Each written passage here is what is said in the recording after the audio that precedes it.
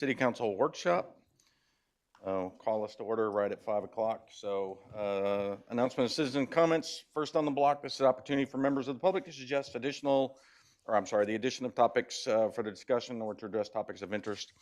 With the presentation limited to 3 minutes, please. All speakers conduct themselves in an orderly and lawful manner. All speakers will be recognized prior to speaking and will announce their name and address to be included in the minutes. State law prohibits the mayor and members of council from commenting on any statement or engaging in dialogue without an appropriate agenda item being posted in accordance with the Texas open meeting law. I have my handy dandy sign-in sheet. Miss Denise, good evening. My name is Denise Seibert, 114 Great West Loop. About that water issue, man, when you guys disclosed this last meeting that we're 31 million gallons of water, it's like we've really got to get serious about meeting this water need because we sure don't want to look like the city of Marlin. Seeing that from a distance was hard enough. And if we don't have water, we won't have city, we won't have people, it won't matter about roads. So I really hope we meet this really serious top priority. I really appreciate that item D, you've got staggered terms. Please, let's try and get that passed. I know it might cost us a little money to do it. I think it's so important so that we can have the best city council that we can have and not, that one time of everybody turning over, that was pretty tough. We've got to have those that are learned enough to help. And I appreciate the H on item H, ADA, because my uncle who had cerebral palsy and lived to be 49 years old and was in a wheelchair most of his life. So to me, that's an important issue. Then my grandma ended up in his wheelchair when she took a fall. I've worked with wheelchairs. They're not easy, especially if you got somebody trying to maneuver themselves, really not easy. So we do need to work on that ADA thing and whatever we need to fix, please let's make that a good priority also. So thank you. That's it. Oops. Thank you, ma'am. All right, we'll jump right into the regular agenda. First thing up is discussion 25051, which is discuss the public hearing, which we'll hold shortly during regular council on 29 Vista Drive. Council, any comments or discussion on the proposal for 29 Vista Drive that you would like to address? Any questions or anything on it? It's in the packet. Yeah, I drove by it. It looks like a typical Airbnb or short-term use, I guess. Yeah, I agree. It looks pretty straightforward. Anybody here from 29 Vista? I don't think so. The family's not here. No? Okay. Yep. Didn't think so. Got all the familiar faces. So, okay. I had a thought on it, but yeah, packet seems pretty straightforward. It's all in there. So we'll move right on to 25052, which is the ordinance pertaining to it. Again, when we get to council, the regular session, as long as there's no issues with the ordinance, the way it's written, standard ordinance, so should not be any issues. We will discuss and consider both 51 and 52. 25053, next up is a resolution to establish a formal automatic aid agreement between Morgan's Point Resort Fire Rescue and Moffett. Chief, would you like to say a few words on that and bring us up to speed on exactly what that is, and if council has any questions on the process and procedures for that? Yes? No? Okay. Questions? Okay.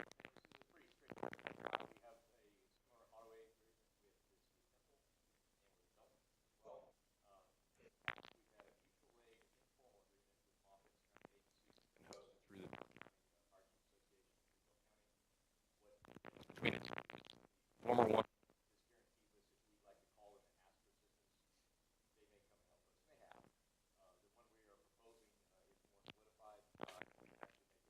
Immediately, if we had or something of that nature, they would automatically be sent by to our call. That prevents us from time delay. The NFPA, which is the standard we go by.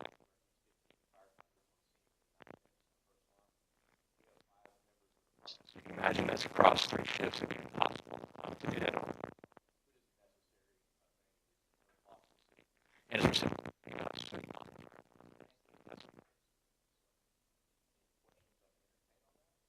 So it's just making it a more formal agreement. And, It goes from just a mutual to an automatic okay, one. I feel like I'm breaking up here. If you were to call 911, your house is on fire right now, you would be guaranteed an engine from Temple and an engine from Morgan's Point. If you're north of 2483, if you're south of that, Temple and a Belton and a Morgan's Point engine, currently we don't have anything established for that third engine that would allow Moffett to come into our territory automatically. What that does is 3 o'clock in the morning, when the call comes in and people are getting out of bed and getting dressed, that call's already been dropped on other departments, and so you have multiple agencies rolling to your house. It saves time, no doubt. Absolutely, absolutely. So it also provides for training quarterly between the departments. We're hoping to get a Quad Cities area, Quad Territory area, where you have Morgan's Point, Moffett, Temple, and Belton, which will be training quarterly together at the Temple Training Facility. And it helps solidify that training agreement too, and kind of holds our feet to the fire and theirs as well, that we do work together and train together and are ready to play together when we need to. so will Morgan's Point Resort get the same notification for fires to Moffett? Correct, as correct. Moffett does to us? Yeah, and mysteriously, we already do.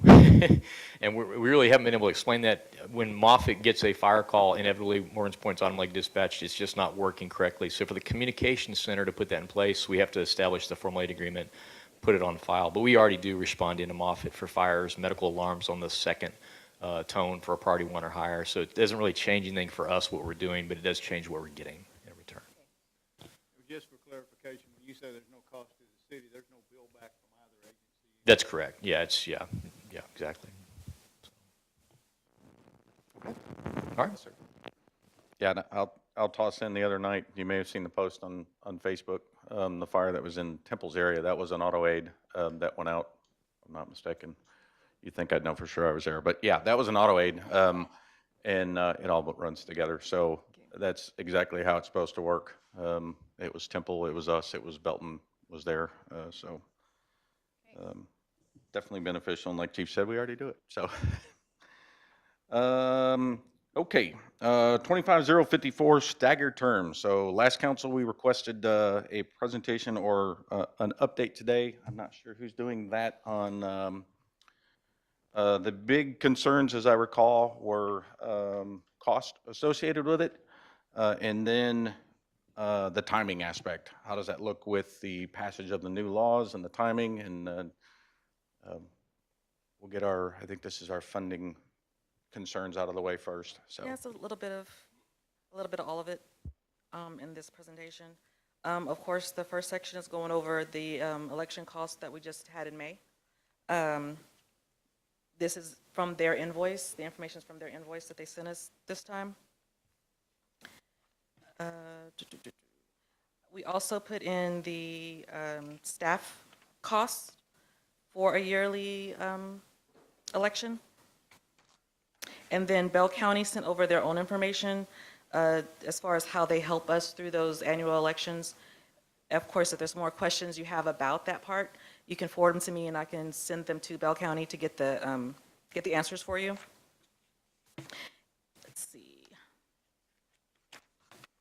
And then, of course, at the end, there's just some considerations to take in when you're going over this presentation, some things to think about, how it's going to impact scheduling, staffing, budgeting cycles, and then, of course, how we want to set up the, who's doing what when, as far as how many years and things like that. But any questions you have about this, I can get from Bell County. For the finance side of it, you would contact finance, and I'll help as best I can is with any information that I have. I have a question on Sure. page 7. Seven? It says 3 ways to hold an election: by the city itself, by contacting with the county, or through a joint election. Could you Yes. explain that a little bit more? And would there be a cost difference in any of those? Yes, if we're going to self-run, that's going to be more cost towards us. I don't have the numbers of how much more that would be, Okay. but contracting with Bell County right now is the most beneficial for the cost. We could also do a joint election, and then this county still assists with that, and they can split the cost between the two cities, so that is also a way to save money for the city. Oh, So running on its own is the one that would cost us more out of pocket. Okay, running on the own would cost the most. Working with Bell County would cost us Less. less. And if we could do a joint with another city, That may even Yeah, cost run- less running than at the that, same but, time, that could right. possibly lower the cost. Okay. But the biggest cost is the staff, to staff that election. Staff and equipment, Yeah. Okay. And right now, we contract with Bell County. correct. Okay. Have we ever run an election by ourselves, or is it usually through Bell County? I've only done 2 elections, and those have both been through Bell County. Someone that's worked here Okay. longer would have to answer before then. No, that sounds good. So if I understood this presentation correctly, the total cost would be about $9,000 per year to have an election. For the, yes, for I the mean, that's just a rough, staff and Yeah. equipment, and yes, yes. that would be the total cost, including staff. Okay,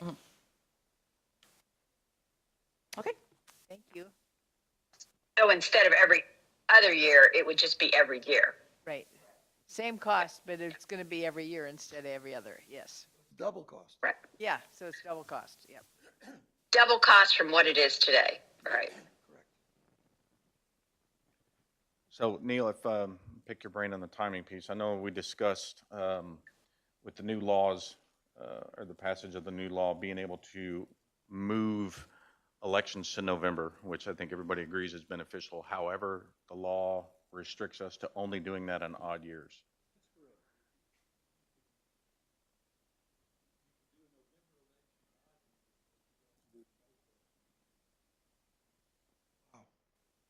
So essentially then, in my mind, and yeah, counsel, I'm just telling you what I'm thinking in my mind. So that would mean, assuming we stagger it 3 and 3, whether it's 2 in the mayor and 3, or however, the 3 and 3 governing body, we would have one election in November and then one in May, which that's just, that is, Yeah, just doesn't. that's confusing.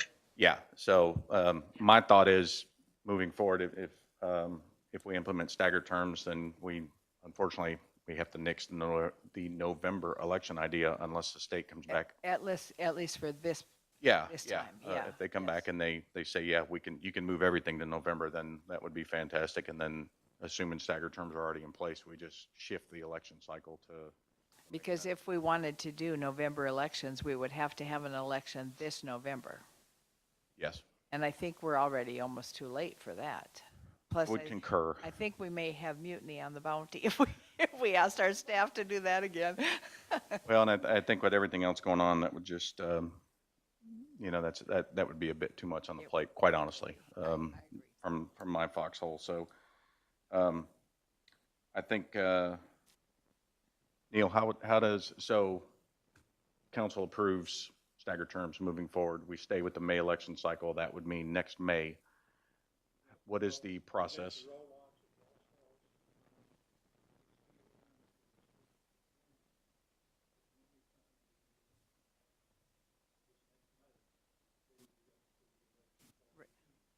Right, right. So would we put all 6 of us in the pot or just the council members? Because the mayor ran separately.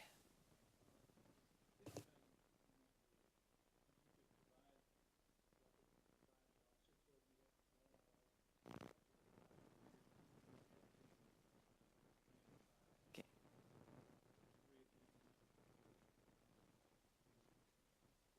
Okay, so that would be up for discussion yet on how we wanted to do it. I'm okay with drawing it either way. So whatever council decides. So to clarify, we can do odd years, but we cannot do even years. In November. But if there's an election in even years, which would be, state elections, can we tack on to the state election in even years and do our own thing in odd years? I don't understand. Still have your May election in even numbered years. You have a November election in odd numbered. So we cannot tack on to the even number years in November when all the other elections happen. Because we were able to tack on home rule to an even November election. There's a specific statute that was passed by this last legislature. Yeah, I saw it. Yeah. That's what we have to go by. How did we get on the November election in an even numbered year for home rule then? Well, there are specific, I think there are 4 election dates that are set out in the Constitution for elections in the state of Texas. But other statutes provide that city council elections are held in May. Okay. So it specifically excluded council elections. Okay. Okay, thank you. So the November election would have to be something that just down the pipe, we'll have to see. If we switched it on an odd year, could we then have November elections every year? Or would we have to go back to May? I think you can only have November elections in odd-numbered years. So you'd have a November one and a May one. Well, you'd have November election in odd-numbered years, you would have a May election in even-numbered. Ugh. So you're looking at 6 months later, you're gonna have another Yeah, election. Pay the yeah. price. Yeah. Okay. While we're on the subject. No other city, all cities basically have May elections then. Because you can't really have one May and one November. So all cities have May elections? Well, most of them do, but there was same legislation was in the prior legislative session allowed for a change in odd-numbered years. But that expired, you had to do it within a certain period of time. By the end of that year, for that legislative session, you had to make the election to go to the November odd-numbered year election date. Okay, which still puts one election in May and one in November then. Even with the, yeah, well, that just, Still have, the only way it would affect you probably would be, well, I guess that what you could do is if you wanted to not have staggered terms, then you could move your election date to November for everybody and they would stay on 2-year terms. Okay. yeah, and that's what we're trying to get away from. Well, hold on a second. I've heard a lot of discussion about this. I just got on the council. I know you discussed it before I got on, but there are 2 sides to every issue, and I've been thinking about this. Right. One, there is a history and a standard that's gone on for years, and you're talking about changing that. That's quite dramatic. When we were at the meet and greet before the election, I said continuity of care in medicine is very important, and I would imagine it's important in government. But look what happened this time. We have 2 new members on the council and 3 older ones, and the mayor was on the council. So you have continuity. So to my way of thinking, that's not really a good reason to change. We didn't 2 years ago. I 2 years understand ago, what we had a happened. complete. I know. But there's also an advantage to that. If the citizens who vote become really unhappy, they can dump us all in one election. I don't think that's a bad thing. Well, I know it was hard, but it was worse before that. That's why you all were elected. There are 2 sides to every In the issue. I want to make past- sure we Yeah, evaluate both sides. in past, there was we were having a hard time even getting people to run. I mean, for about 8 years, if you ran for city council, you got on it. Even if you came in 6th place, typically somebody turned over and you got on. It wasn't like we had, a whole lot of candidates, which changed a couple years ago. More people got interested and had more time available, I think. I'm thinking that the decision we're looking at is based on a one-time occurrence that was unfortunate when the whole council had to be changed. And that shouldn't happen very often. I think it was the first time it had ever Yeah, happened. I think That's what I heard. Correct. I understood that was the first time we've ever had a clean sweep.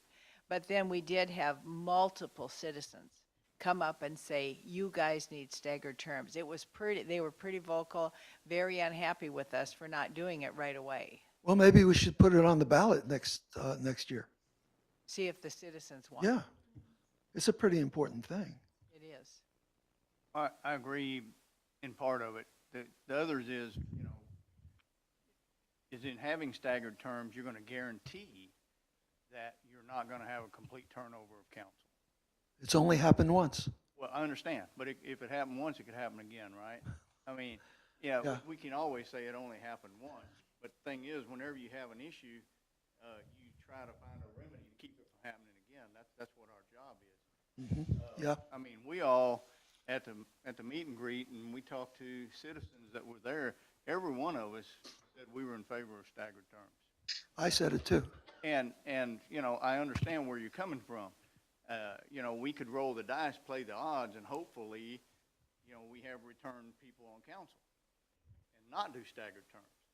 But if we want to guarantee that we're going to have Right. veterans on council, we have to do a staggered term. There's no other way to do it. I mean, I don't want to spend the money either for the elections, but I think we owe that to our citizens because we said we were going to do it. I think the voters should get a chance to vote on it. So I was thinking about the cost. It came up to about 9,000, and we have about 5,000 residents here. That's $2 a person per year. It's not a lot. It's not. I don't think the cost is, because first I thought, whoa, that's a lot of money for, if it's not even going to be necessary, but it isn't a high cost for a city. It's increased complexity, which is, I think, more critical than the cost. Well, so that brings up one other question that I have, is, let's say that we're gonna move forward with this, and when it comes time for you to sign up to be put on the ballot, and we don't have more people than we have seats, do we still have an election since it's all unopposed?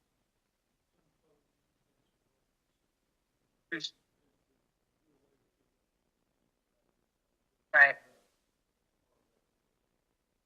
Then you're That's happened in the past. rolling the dice then, and so that might be an option for us. Mhm. So, and if in the past, when we had staggered terms, the council voted to quit that, because there wasn't enough people running. So I don't know now, could we now go, like, say, put it on the ballot in November and find out what do the citizens want?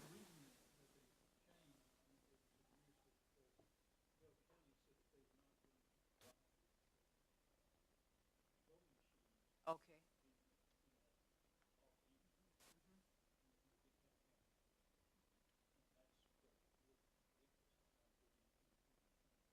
Is that no longer a problem? Camille? So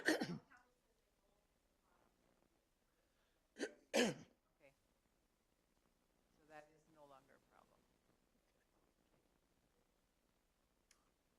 I was trying to dig through. What- Go ahead. I'm sorry, hon. No, that's okay. I was just wondering, home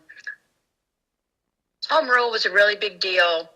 And of course, we put that on the ballot and it was required by law.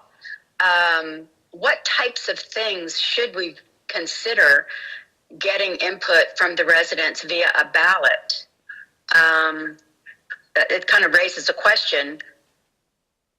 When do we want that kind of individual input? And remember, we had probably less than 300 people out of those 3,200 registered voters that even voted. Would a town hall, it's not as effective as, you don't get 300 people, but I'm thinking of the concept of putting it on the ballot. Does it raise to that level? Well, if we did, if we could get it on this November ballot, we could still implement staggered terms in May if the citizens decided that's what they wanted to do, for sure. But I think that, I don't know, I still think it's up, isn't it still council's responsibility to decide on the elections? Do we go to the citizens, or what is the job? It's the council decision. Right. It's what kind of input we want.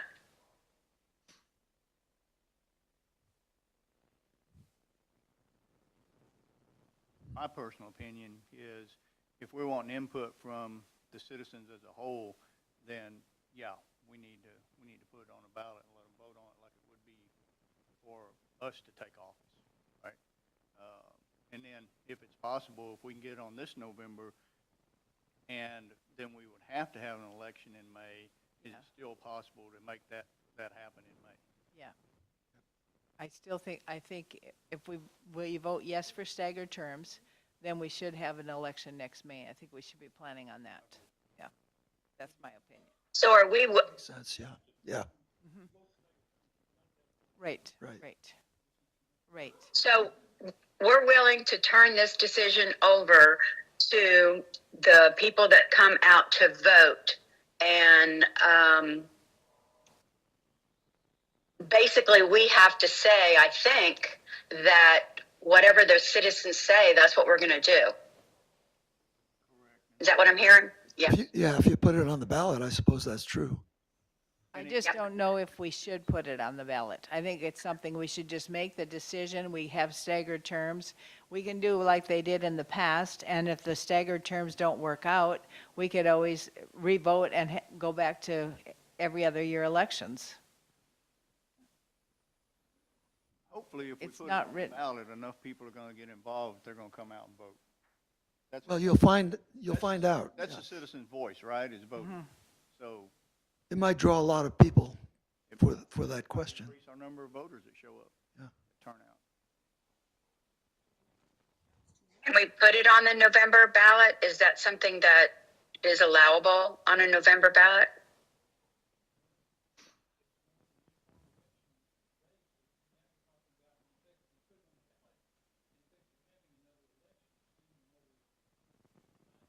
Yeah, Yeah, that's true.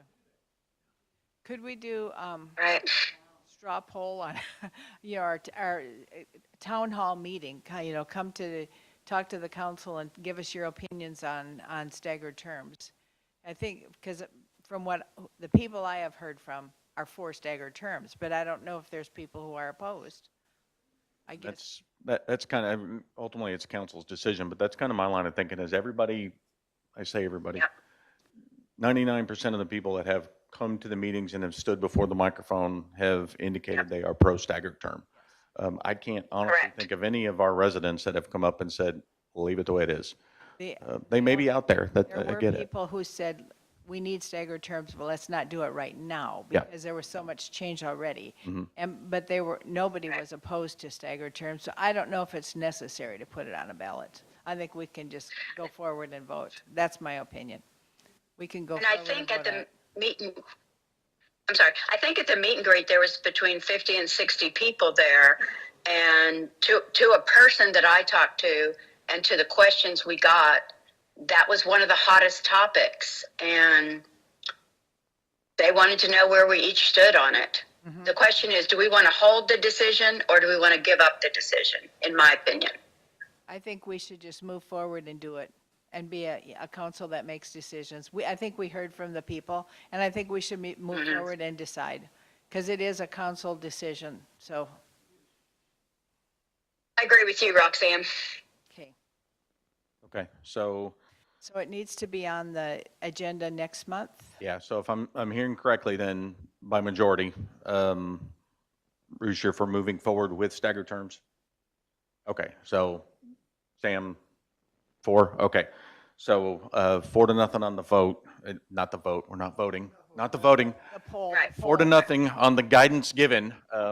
Sorry, voting people. Yes, so staff, if next council meeting, we could have a formalized proposal and be prepared to adopt staggered terms moving forward with a target of May elections. May 26th. Yes, May 2026. And that will be three of us, 3 council people will have drawn the short straw. So 3 council people will be up for election in May of 26. And in May of 27, it'll be 2 council people and 1 mayor up That for is- election. That is entirely up for you 4 I right now agree. to discuss. Agree with No, I'm confirming or Okay. trying to Yeah. get a confirmation. I agree with that. May I read from the local government code of the state of Texas? Please. If members of the governing body of a municipality described by subsection A, and that would be us, serve staggered terms, the municipality shall adopt an equitable process to determine which members of the governing body serve shorter terms to accommodate an election following apportionment that accounts for the remaining time in each member's term, and whether the term of any member elected from a particular district, ward, or area was previously shortened under this section. That's the paragraph that governs. Okay. That's what Neil has advised us. So, here, just throwing this out, if it's coming up for a vote next time, and let's say there's a couple people say, I volunteer, I want off in May. Are we gonna accept that, or are we gonna draw straws? That's equitable. That is equitable. Okay, so, But it would have to be three. It would have to be three. okay. Or if two said they wanted off, and then the third, we'd have to draw for the third person? Yeah, we could, Right, I mean, yes. could do that too. Okay, I just was curious because, yeah.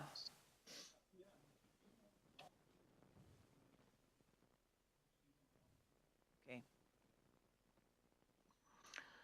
Okay, last monkey wrench to toss in is, Mary has brought up that, another twist of fate with the process is, the ability to adjust the term served. I don't know if that's something council wants to look at, up to 3 years, I guess, Neil, is that? I don't think you can increase it. Yeah, I think that would require us to change, would that require us to change everything? I think, that's what we had talked about last time and why we waited, because, okay. yeah, so I think we're Yeah, good. I don't think we're ready for that. I mean, it's out there. Yeah, okay. All right, so we got council's guidance. Okay, all right. Close the chapter on that one until next time.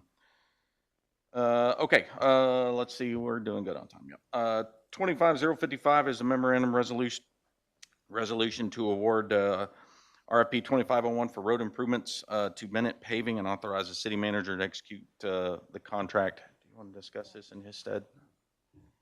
The only comment that we have on the benefit paving is that because we did move some funds, right? We did the budget amendment, there is less funds for this project, but the project will not exceed the amount of available funds. Okay.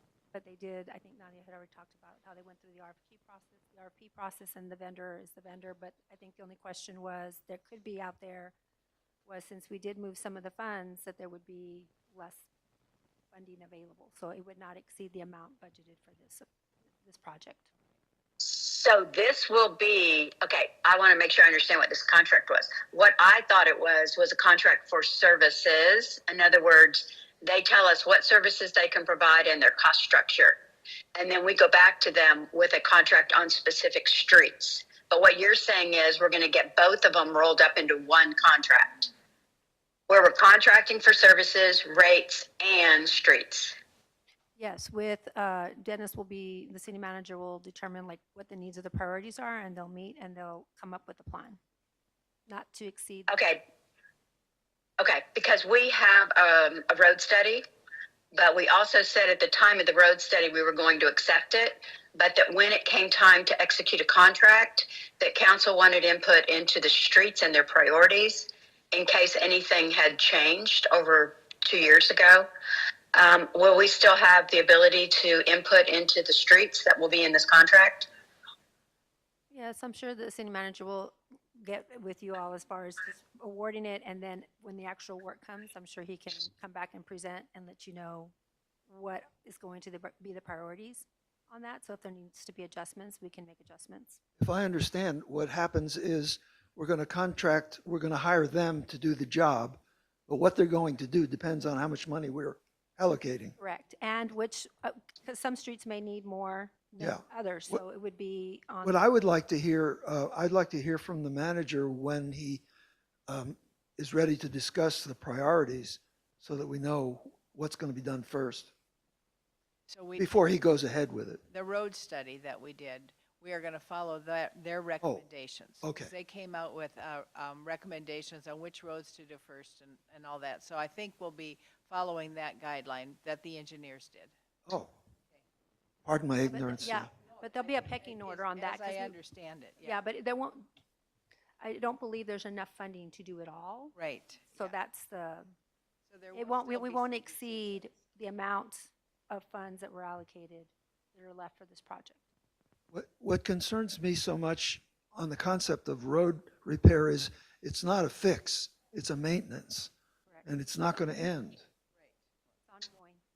And here's another thing. I was talking to the manager a few weeks ago, and I asked him why the marina charges the same for everybody, and it's roughly half what other marinas charge. And he said because it's dictated by the Corps. And then he said, but I am talking to the Corps because people bring their boats in and destroy the roads. And so maybe they should be paying a little more if they're not residents. So that will come up again, I'm sure. Yeah, but to answer your question on the road, the road study was finished, and then the recommendations are prioritized as to which roads get fixed first and what gets done to them. And that's in the study? Yes. Good.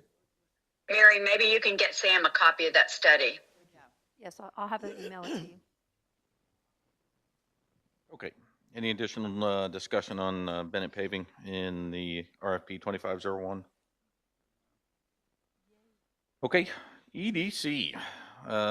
Proposal to use city land located at 6 Lake Forest Drive. What do you got for us? A whole development plan? It was quite a detailed plan. Well, actually, Jim, I thought you kind of rushed it up, which was okay. So our first request was just to get your permission to use the property for any economic development.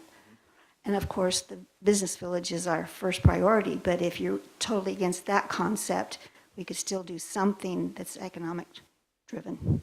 So it's really just a, do you want to use it or not? So Sure, that's, you put a lot of work into that proposal. oh, thanks. I've been working on it for about a year and a half.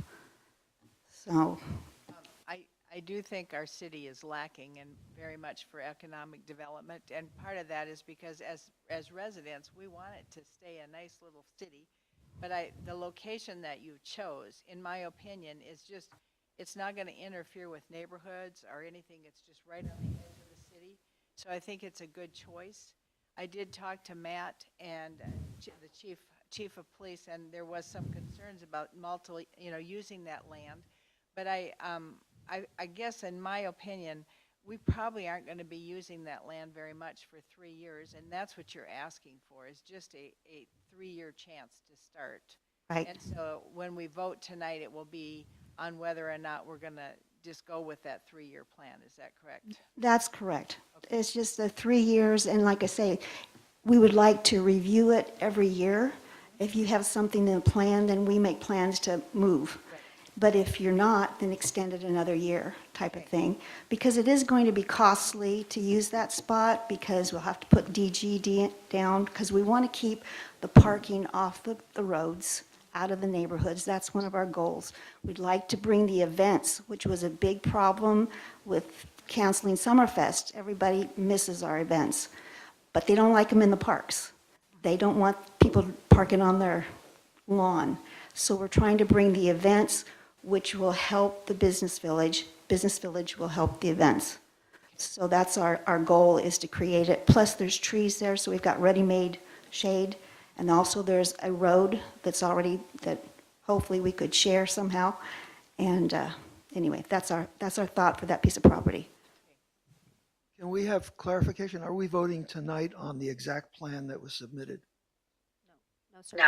No. We're only voting on Whether 3 years of use. Right. I don't think we're actually- on their agenda at all. Yeah, we were just discussing, looking through that. That actually is not on the agenda this evening. So it is a workshop discussion, to just make sure that all the details are cleaned up. So, it is not on our agenda. So will it be next time? we can make that so. Yes. Well, let's still use the time to discuss. Yeah, absolutely. I have some thoughts. I am not in favor of using that area of the city for this project. And in taking it a step further, I would love to see the EDC partner with the city on some other priorities that are, in my opinion, higher than the Tiny Village. I don't know that the Tiny Village project is something that will be successful in our city, since we've tried different things in our city, and I'm hesitant to build structures and roads and parking when we have not tested this concept with pop-up tents, ice chests, generators. Let's make sure that this is going to be successful before we start building $180,000 or whatever it was, $100,000 into this tiny village. Our city has a lot of needs. One is the whole Four Corners area. I would love to see EDC do something with the Four Corners areas to the extent that they can. I don't know if it's signage. Also, I think there's some things EDC can do to make our city more attractive. Go ahead. Oh, okay. With the electronic signage that we've been talking about for years and years, I love the concept of a tiny village. I think it's premature for Morgan's Point with everything that we're going through and the cleanup that we're in. And I would love to see EDC take advantage of some of the strengths of our city, like the paddling trail that's in Texas Parks and Wildlife, to market that a little bit. Also, our event center is a existing asset that needs some help. Probably needs a lot of help. But so I'm not crazy about the tiny village concept at this time in our city. I'm looking 3 to 5 years out, and I'm not crazy about using that spot next to the public safety at a dogleg corner, and it is kind of in a residential area. Just a question And back. Is it okay? Yeah. Dorothy, so you're considering the commercial property at Lake Forest to not be appropriate for economic development Correct. because of where it's at? I think I think that economic development needs to maybe stay in the Four Corners, or if you want to build a pavilion at Ansay, which has been on the table for a decade, maybe 2, you could put your tiny village at Ansay Park under a pavilion that can be used by residents for other purposes. This is a one-purpose capital project. I don't know if it's every Saturday, every other Saturday, but it's like a permanent structure. So I'm kind of hesitant in Dorothy, can propping I up break in again? permanent. Can I break in again? No, it's not. Absolutely. It's not a permanent structure.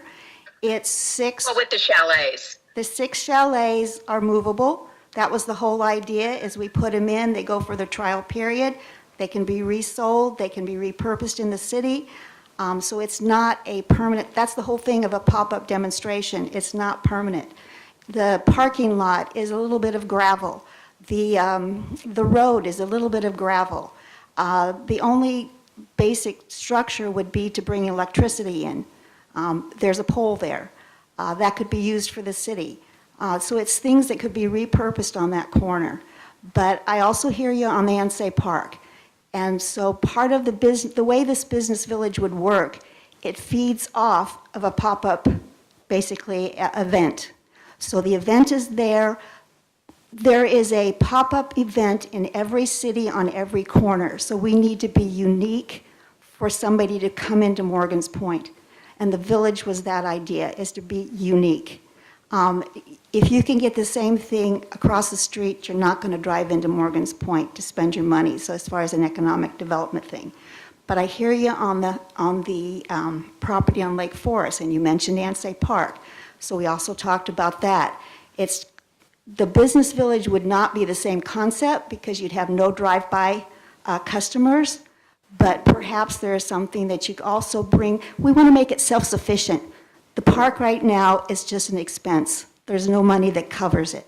So we're trying to create something Yeah. that would cover an event which our residents really want. They love Summerfest. So if we had a way to halfway cover the cost for something like that, I think they would go with it. But the village could be similar, but it won't work back in Ansay. But I see your point as far as if you want to go with just doing pop-up events at Ansay, maybe we could bring in some kind of a structure, because just having a place to store things, you've got tents, you've got tables, you've got music. So say you put a chalet out at Ansay Park for the storage, and then you just have pop-ups and you forget the chalet side of it. You know, maybe that's a Yeah, way. I guess, yeah, and I think you're hearing me, because you and I have talked about this Yes. a lot. I'm a little hesitant to create a new area in Morgan's Point. We have great parks. We have a Four Corners area that is in desperate need of economic development. I don't think the tiny village is a huge moneymaker. I got the impression it's more of a It's an entrepreneurial, resident benefit. yes, Yeah, an entrepreneurial start. Yeah, so I'd like to see us use current city assets that can be not just used every other Saturday or however often this tiny village is going to be open, but for the residents. And Ansay Park is just an idea. It's not a conclusion. Right, and I think Okay. what we're finding out now is that we have to have resident support for the volunteers because city staff can't do it. So that's why I think if we want our Right. residents to be part of it, we need to make it as convenient for them as we can. And to have to run around all over town or to storage sheds to get our stuff. So we need to spend a little bit of money to make it convenient to get our residents to volunteer, because they're all getting burnt out. I know we said this a few years ago, but they are. Their hesitation is this is setting up a new economic development committee, another 501c. Well, no, it Corporation. would not be part of the EDC. That's a separate association of which we would I know. contract with. Yeah, and we're already having trouble with volunteers getting on Parks and Rec, getting on P&Z. I know you've got some issues on EDC, so to create another committee that we need to get more. But remember, additional that's not it's volunteers. not a city thing, and it's driven by the people who are benefiting as vendors. So that's why you got a ready-made Okay, volunteer okay. group. Yeah, so maybe this is different people than what we're looking for other committees. it's But we different. are, They're benefiting our residents, other than feeling stretching, good and doing stretching. something for the community, so. Bruce, did you have something? okay, So actually, I went out to Ansay Park and did some looking around out there. And let me say, first off, appreciate all the help you've done on this. I know we've had conversations. So my concern with putting it where you're proposing is, we're talking about a 3-year agreement with the city and the EDC. Right, So let's say, just throw it out there, right? Let's say that it works. It's sustainable. 3 years from now, we go back and you're gonna say, or the EDC is gonna say, okay, we want an extension on this. It might be that in 3 years from now, there are plans to do something with the emergency service center, and we say, the city says, no, you're gonna have to move it. well, that would be part of the agreement that the city has the first say. Right, but that's Yeah. an expense to somebody. So here's my thought, is Ansay Park is a great asset sitting there that's really not being utilized for much other than the barbecue cook-offs, the chili cook-offs, the Easter egg deal, right? So, you know, if the right. city could piggyback off of that and say, hey, you know, let's use this place. One reason is there's already electricity there. There's Right, and there's bathrooms. there's restaurant, there's lighting, there's water, there's everything that you need, right? So to me, from a building standpoint of it and construction cost, it just makes sense to look at that. And if you put some chalets out there, and if you have pop-up tents at a barbecue cook-off, entrepreneurs will benefit from that. Right, Because you're bringing people into that cook-off, right? And Right. so there's a revenue maker right there. I'd really hate to see anybody go in on Lake Forest and put $100,000 into that and then get told you gotta move, right. right? I mean, that's just not fair to the EDC, it's not fair to, But remember, a lot of it, we can recoup the cost. hopefully, Yeah, hopefully. yeah. And, you made the comment that you need drive-by traffic. Right, The people who are going down that road are actually the residents who live down there. right. I'm one of them. And they're going to Ansay Park as well. So, but I really think through advertising, I think through having a nice facility there, that has a restaurant, I'll be honest, if I'm gonna come out to something and I gotta use a porta potty, I'm probably gonna think twice, right? If there is restroom facilities there, which there are, do they need to be fixed up? Yes, they do. But we can enhance that. We can make that a lot. Okay, so that was something we discussed before, because we have two goals. One was to get the events out of the community because people were complaining. Summerfest was a big learning curve. I can't get out of my street. You're parking in my driveway. You're breaking my sprinklers. So that was an idea, is to get the events out of the residential. But if council has decided that that property is not going to be used for economic development, then why not? Go ahead and combine a Parks and Rec with some kind of a moneymaker, the pavilion, the pop-ups.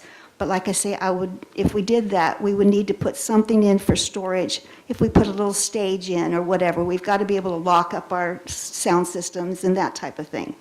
And the other thing is that Parks and Rec would like to partner with EDC on that too, because, we can put a playscape in there. And Right. that's something for kids to do as well. Right. So there's lots of stuff that we can do to enhance that part. Okay, all right. So, I got to bring it up with the EDC, but, I'm on board with trying something like that. So, Super. Thank you, ma'am. okay, thanks. Okay, we're going to try to, we still have a few more minutes, so we're going to move, 25057 is carport variance at 160 Lake Forest. I see that was tabled by P and Z, so we're just going to move past that one. We will jump into, Ryan, are you here you're here for 58, 59, 60, is that correct? For,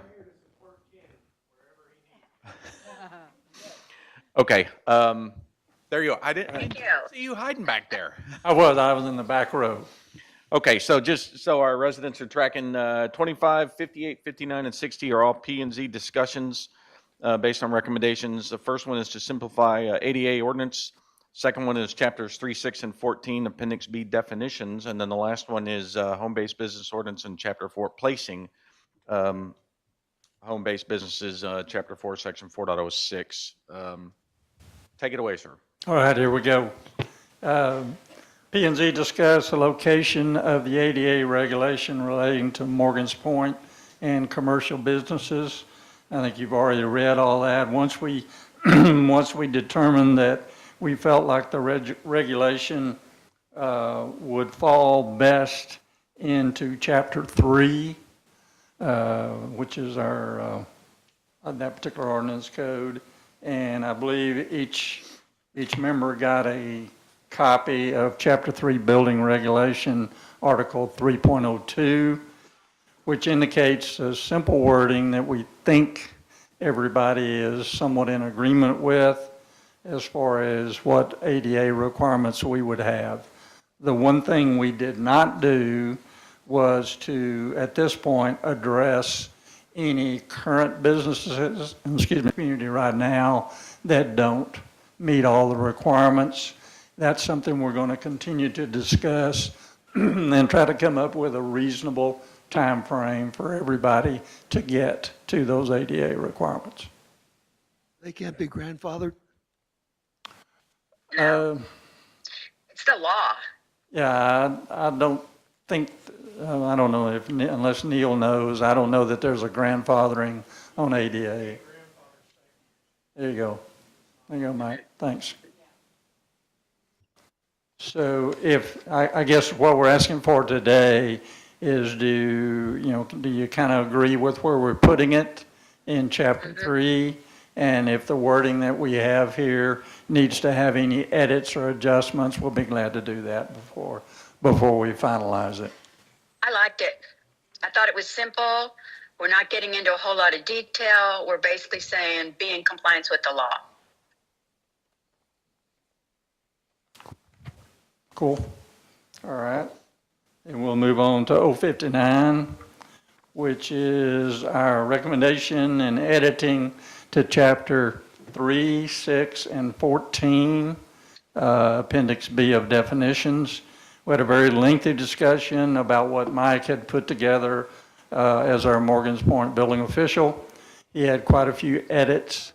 I know I got the clean copy to everybody, but I did not get the Mike's comments on that clean copy. If you got it, I hope you've had a chance to look at it. That was my oversight for not getting his edits there.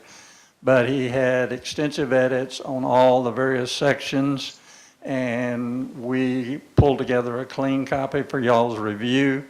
If you'd like to wait and do this either at the special meeting we've got coming up at the end of July, and, we can always postpone it. Nothing really traumatic is going on right now with those chapters, but Mike had cleaned them up, trying to get them to where they more appropriately apply to Morgan's Point. That would really help me just to see the end result rather than seeing the changes that are made. Right. Was hard for me to just review it cold. Yeah, So I'd love the edits first. okay. Yeah, that was my fault. Okay, we'll get them to you. No problem. I have a question on page 10 or 43, whichever you're looking at. It talks about having a housing board. And I know we've talked about that before, but is that something we're going to create as a housing board? Okay.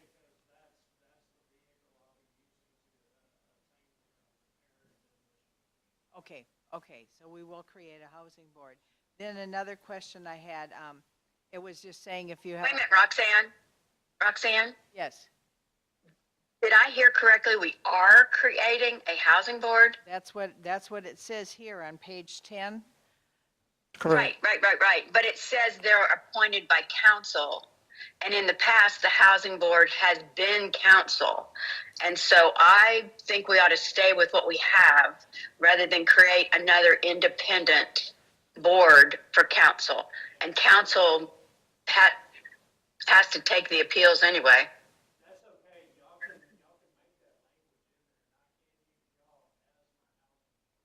Okay. So there needs to be a housing board. It can be from, council can appoint or actually assume the role themselves. Then another thing, it said continued absence of any member, consistently, that they could be removed from the board. In our city council rulings, it says if we miss more than 3 meetings in a row, if we miss 3 in a row, we're automatically resigned. And maybe something a little more clear would be, and then we're always exceptions, if you're out for illness or, we can make exceptions, but typically if you just get busy and you don't come to 3 meetings in a row, then maybe it's time to get you off the board. So I don't know if because it's very ambiguous, I guess, is this continued absence of any member from regular meetings of the housing board shall render any such member liable to immediate removal from office. And I think, I don't know, and I've just found in the past that we can make different opinions depending on how well we like them or not, or, whatever, so, yeah. Okay. Okay, all right. Those are just a couple thoughts that I had, so thank you. But we can change it, Roxanne. That's what we're doing now. So if you think it needs to be more specific, let's get it to be a little more specific. I'm fine with 3 meetings in a row. I mean, I think that's pretty hard to do, to miss 3 meetings in a row, but at least it gives it specificity. Okay. And can you add that for us, please? We will. And I like your definition Thank you. of RV now, because you have it told. That's Mike, you know, I mean, I give all credit to everything he changed there. Good definition. It is more encompassing of RVs, so. Any other questions? All right, we're going to move on to 060, which is our home-based ordinance. Here again, P and Z discuss a proper location for a new home-based business ordinance. The current home occupation ordinance does not address current business environment and the types of home-based businesses currently in existence. So we went through Right. some lengthy discussion about that. We feel like it fits in Chapter 4, which is business regulations in Section 4.06. So we will work our way into that. We don't have that home-based business ordinance drafted yet, but that's something we'll be working on to be able to bring back to you and see if we get everybody's input on that. I was looking at the Okay. 89th legislative session and the Texas legislative body, and they do have a home-based business law that they passed. It was HB 2464, talking about home-based businesses and basically saying you cannot restrict people from having those businesses and you can't require, so it was pretty brief, but if you're making an ordinance, that might help. Yeah, Yeah, but. I think Dorothy sent that to us, and we're going to work that into the ordinance, make sure it gets, included. That way we don't have to change it if there's a difference in law. Right, any other questions, concerns? I think where you're putting it is perfect. Okay, great. I mean, it's the next number, and it's right in the home-based business section. Yeah. Right. Okay, yeah. Okay, anything else? Otherwise, I'll vacate. Thank you, sir. All right, last thing on the agenda, and then we will take a brief recess, is the TCEQ Annual Drinking Water Quality Report. We should have received that. I know we received that water report. I got it. I got like 3 envelopes in my box today that I've never seen before in my life, and yeah. So it should have been sent out. I know I got one in my mailbox at home, so residents, you should have that unless there's any specific questions or comments on the water quality report. No discussion on that? I was wondering why we were getting it. It's dated a year ago, and this is just now getting out to us. Is this something that we're supposed to approve to go out to residents, or why was it included here? It's already gone out, hasn't it? Yeah, we've already. Yeah, got it's it. already gone out. We got it in the mail this week, but it's much smaller font than this. Yeah, well, I was wondering why it's on the agenda.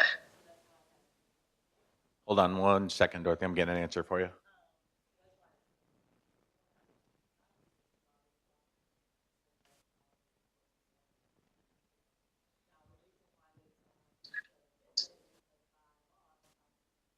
Has to be presented.